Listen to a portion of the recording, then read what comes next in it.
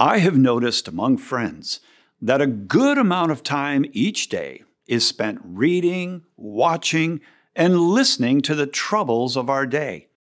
To complicate all this, we find ourselves unable to explain the answers to these troubles of our world. Even though we've amassed mountains of information, we find ourselves unable to articulate or share one bit of it. The problem is that we are knowledge hoarders. You have notebooks filled with lecture notes. You have books with many highlights. You have CDs and podcasts that you listen to in the car. The problem is that we don't interact with the truths in a way that can be understood and communicated. There is a solution, but it will take focus. There are three kinds of notes. The first is what is called a fleeting note.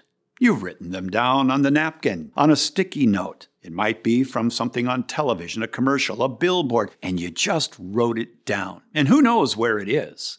The second type of note is a literature note. Now, a literature note may be a series of notes that you wrote down when you went to a conference. Maybe you picked up a great book and you underlined all kinds of quotes that interested you.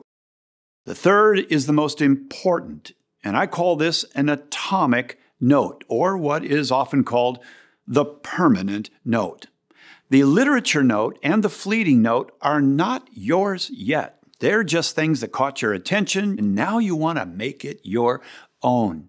And to do this, you need to think about it, you need to wrestle with it, you need to interact with that information so that you can actually share that idea with a sixth grader. If you do this long enough, you're going to build a personal library of notes that you can communicate with. They're your ideas. We spend so much of our time consuming ideas, listening to podcasts, watching videos, reading books. If you spent a fraction of that time in silence, thinking deeply about the issues you're most interested in, you could change hearts. Why, you could change the world. Remember, it isn't the number of books you've read that really matters.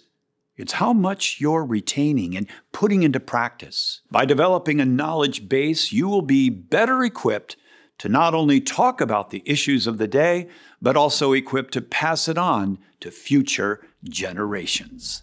I'm Jeff Cavins, a Bible teacher for Edify.